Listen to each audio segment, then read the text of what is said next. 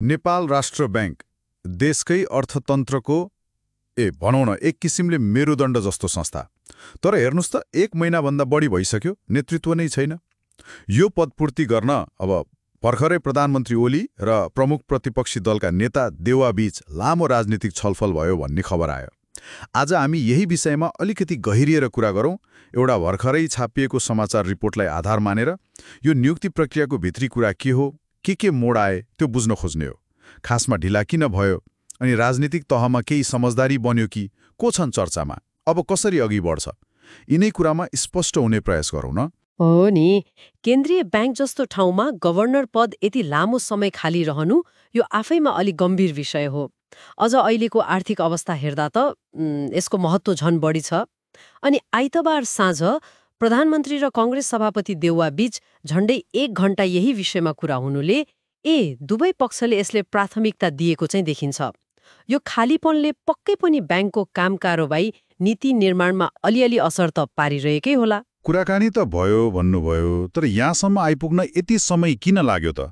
मैले सुने अनुसार त देउवाले त वैशाख 2 मै डाक्टर गुणाकर भट्टको नाम दिनुभएको थियो रे नि। उहाँले नाम त सुझाउनु भएकै हो, तर कुरो के भने नि, गभर्नर सिफारिस गर्ने जुन समिति छ नि, अर्थमन्त्री विष्णु पौडेल संयोजक भएको हो, त्यो समितिको बैठक नै बस्न सकेन क्या। सुरुमा त सदस्य छान्न नै अलि ढिला भयो। अनि पछि समिति सदस्य विजयनाथ भट्टराईले राजीनामा दिनुभयो, व्यक्तिगत कारण देखाएर।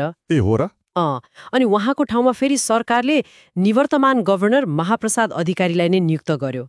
यसले गर्दा प्रक्रियामा अलिकति अन्योल भयो, ढिलाइ पनि थपियो। त्यस्तो पो भएछ। तर आइतबारको भेटले चाहिँ केही निकास दियो त? मतलब अब सहमति भयो त? समाचार सूत्रले भने अनुसार चाहिँ आइतबारको भेटमा देउवाले फेरि डाक्टर भट्टकै नाममा जोड दिनुभएछ।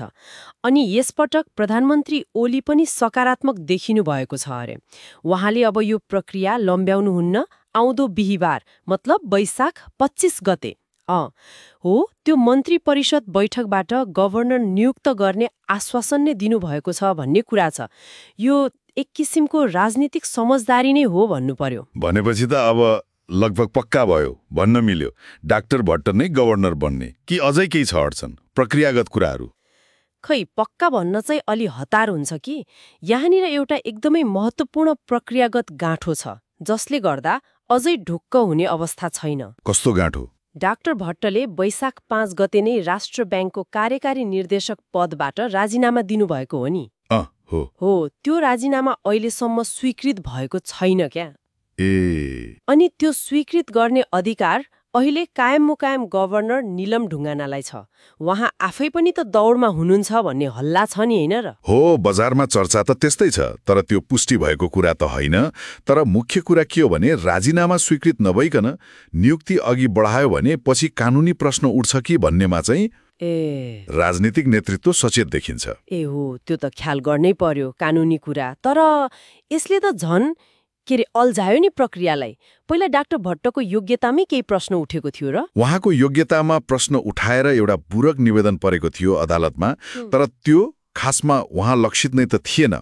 अनि अदालतले उमेर हदको विषयमा एउटा आदेश दियो, तर त्यसले डाक्टर भट्टको उम्मेदवारीलाई सिधै असर गर्ने चाहिँ देखिन्न।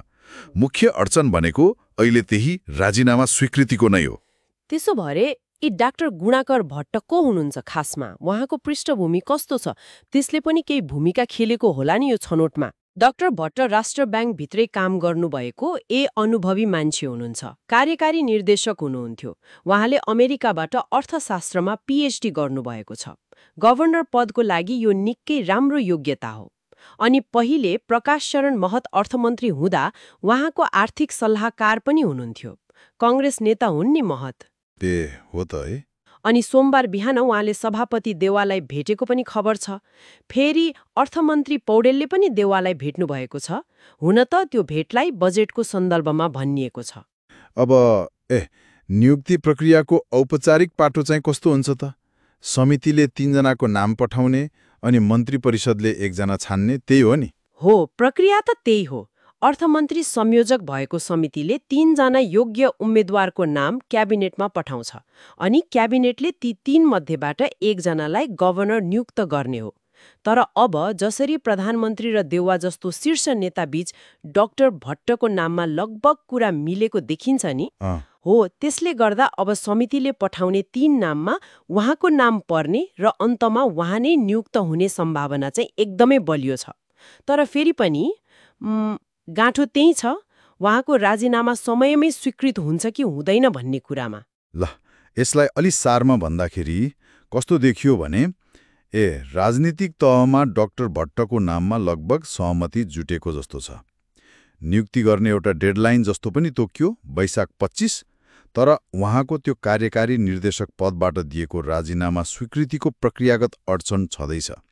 त्यो नफुकेसम्म नियुक्ति सजिलो छैन। एकदम सही, ठ्याक्कै यही हो अवस्था।